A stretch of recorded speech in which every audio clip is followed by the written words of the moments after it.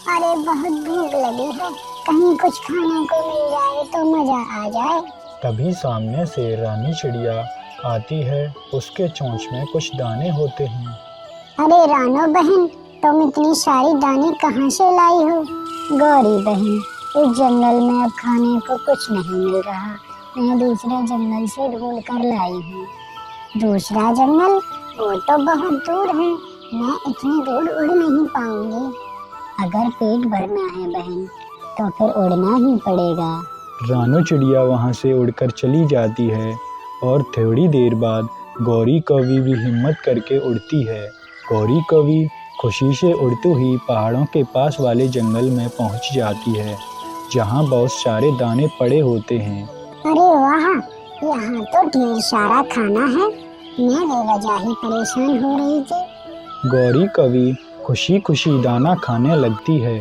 तभी पेड़ के पीछे छिपी चील उसे देख रही होती है। हा हा हा हा, शिकार खुद चलकर आ गया। काली कौवी नहीं सही, गौरी कौवी ही सही, मांस तो मुझे खाने को मिलेगा ही। और फिर चील एक रस्सी खींचती है, जिससे गौरी कौवी चील के लगाए जाल में फंस जाती है। अरे नहीं, मैं जाल में फंस गई, कोई बचाओ, मुझे बचाओ। चील उड़कर उसके पास जाती है।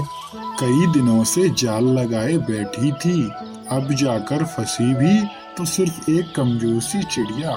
चील दीदी, मुझे छोड़ दो, मैं बहुत कमजोर हूँ, मुझे खाने से तुम्हारा रंग काला और हो जाएगा। अरे मैं तुम्हें अब नहीं छोड़ने वाली, मैं कई दिनों से भूखी हूँ और अब तुम्हें छोड़ दूँ फिर खाऊंगी क्या? आज तो तुम ही मेरा भोजन बनोगी। चील पास के जंगल से लकड़ियां लेने चली जाती है। दूसरी ओर गौरी कौवी का पति कालू कौवा अपने दोस्तों के साथ बैठा होता है। तभी एक चिड़िया भागती हुई आती है। कालू भैया, आपकी पत्नी गौरी कौवी को चील पकड़कर ले गई है और उसे पकाने की तैयारी कर रही है। अरे चिड़िया, क्या तुम सच बोल रही हो? क्या वो मेरी पत्नी को पकाने जा रही है? कालू जल्दी से उड़कर चील के ठिकाने पर पहुंच जाता है और चील से जाकर कहता है, चील दीदी, आपने ये तो बहुत अच्छा किया, मेरी पत्नी को पकड़ लिया। ये हर रोज मुझसे झगड़ा करती थी।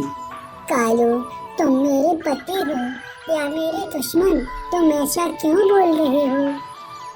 चील दीदी, हमारे काले कौवों की एक सीक्रेट रेसिपी है, अगर आप चाहो तो मैं आपकी मदद कर सकता हूँ मेरी पत्नी का शोरबा बनाने में।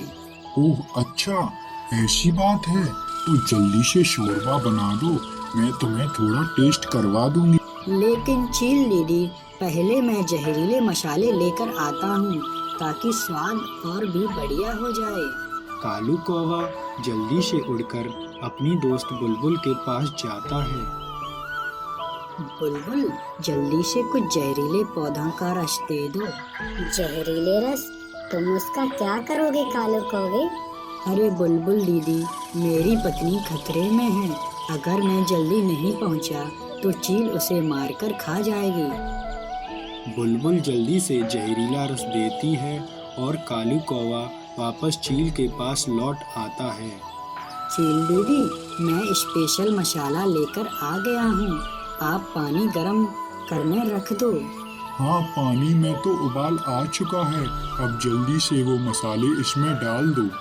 कालू कौवा धीरे से जहरीला रस पानी में मिला देता है। चील दीदी, पहले आप टेस्ट करके देख लीजिए, सही बना है या नहीं। चील चम्मच से थोड़ा पानी पीती है।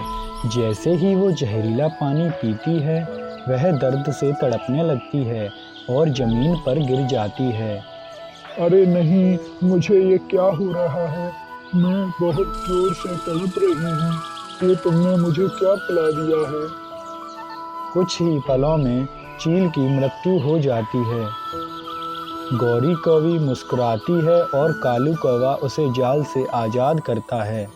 वाह मेरे प्यारे पति, तुम तो बहुत समझदार निकले। हा हा हा, मैंने हमेशा कहा था, अकल से बड़ा कोई हथियार नहीं होता। दोनों चील के बचा हुआ खाना उठाते हैं और खुशी खुशी अपने घोंसले की ओर उड़ जाते हैं। अगर तुम समय पर नहीं आते तो आज मेरा पता नहीं क्या हो रहा होता। हाँ, और इससे हमें एक सीख भी मिलती है, कभी भी बिना सोचे समझे लालच में नहीं पड़ना चाहिए, नहीं तो फंसने का खतरा रहता है। कहानी से सीख, लालच और लापरवाही कभी कभी जान पर भारी पड़ जाती है।